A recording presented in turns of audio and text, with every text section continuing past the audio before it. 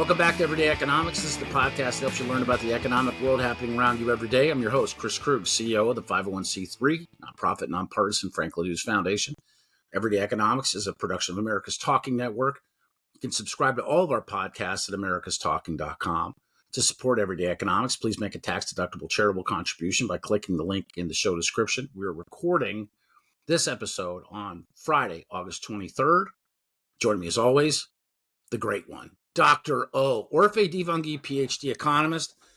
Hey, smart guy, talk to me about this jobs report correction. There have been a lot of people that have sort of taken this up and I think are trying to score political points with it. I think I'm coming at this from a different direction. I mean, 818,000 jobs that were in the report or in the report data between, I believe it was March 2023 and April 1st, 2024. Man, that seems like it seems like a massive miss. I mean, it's I've had complaints and concerns that I've shared with you, my friend, about the way that we count jobs in this country. And you have, a little bit of Muhammad Ali, I think a little float like a butterfly, sting like a bee when we've talked about this. Basically dismissed him. Dismissed him. Yeah, that's exactly right. You've dismissed him. You told me to go back and sit in the corner. You can't put baby in the corner, Orphe. So, here's the grip, man. I mean, that's almost 1 million. I'm being sort of generous and rounding up, but I mean, that's a lot of jobs.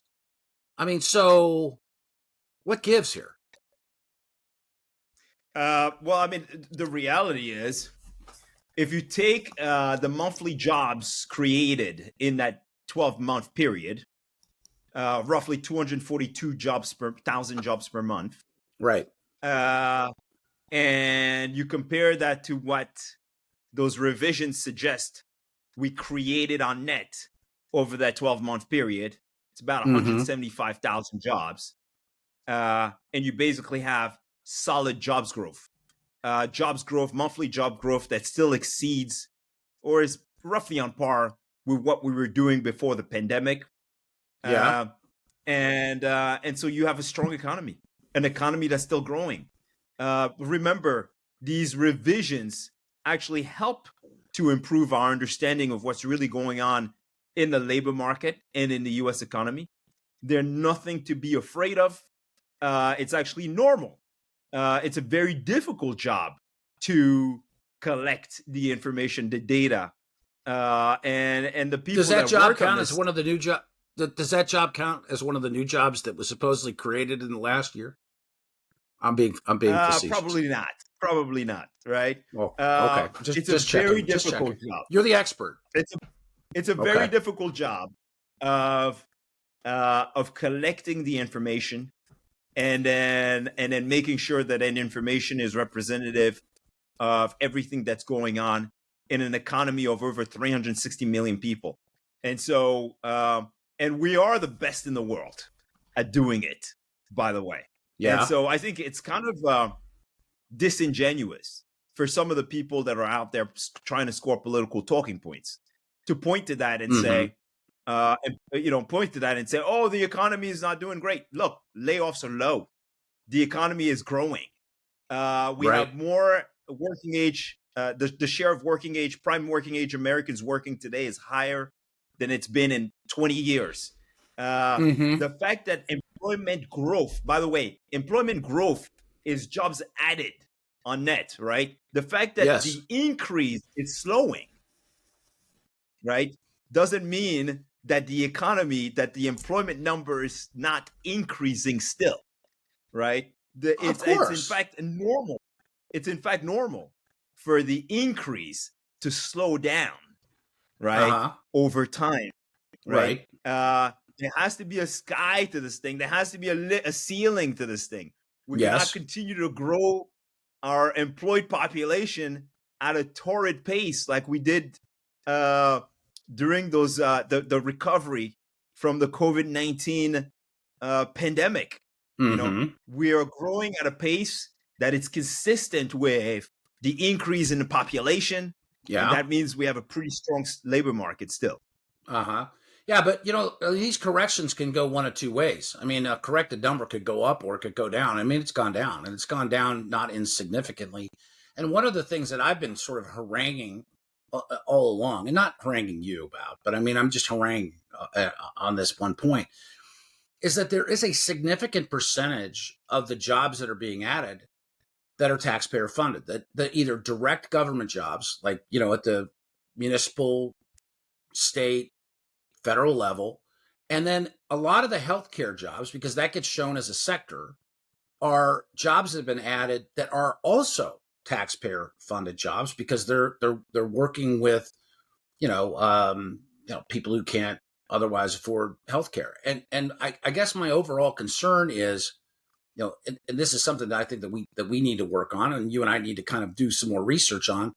What were the real jobs that were added? Because, I mean, you did say, like, when we were chatting about this the other day, when this data came out, you're like, yeah, the hospitality sector was one of the areas where, maybe the jobs were overstated.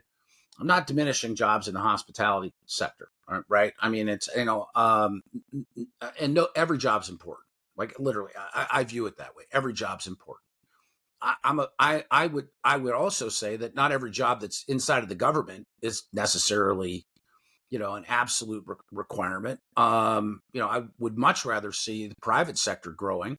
To me, that would suggest that the growth was more meaningful, right? But I mean, what do you see inside of the data that sticks out to you?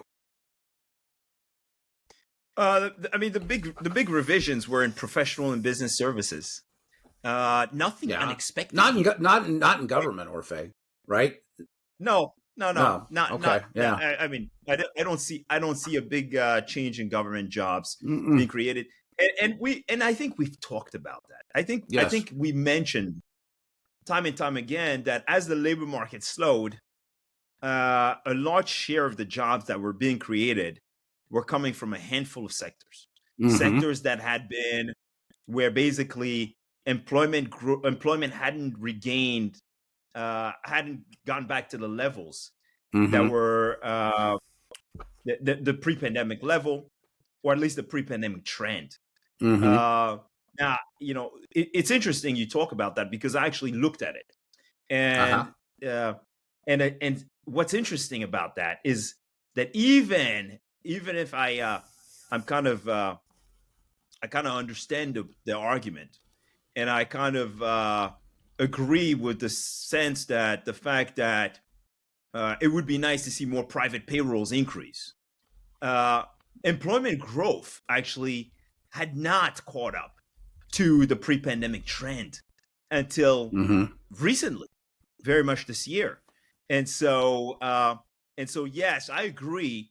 But again, I think ultimately that the U.S. economy remains on a pretty solid path, and that with higher interest rates, government jobs, government job creation is likely to slow, and if it doesn't, and if it's not likely to slow, it probably will have to at some point, right? Because basically the cost is increasing, the cost of government spending has increased. Now the big question is, will either administration coming into the White House address this issue? I don't know. I'm not confident that either administration, whoever gets elected, will make a point to slow down the pace of government spending going forward. And so, I know we've kind of moved away from the jobs numbers somewhat, but the path of government spending remains a troubling one for somebody looking from the outside. Yeah, I appreciate your thoughts. As always, for Orphe Divounguy, this has been Chris Krug. Subscribe to Everyday Economics and dozens of other high-quality podcasts at americastalking.com.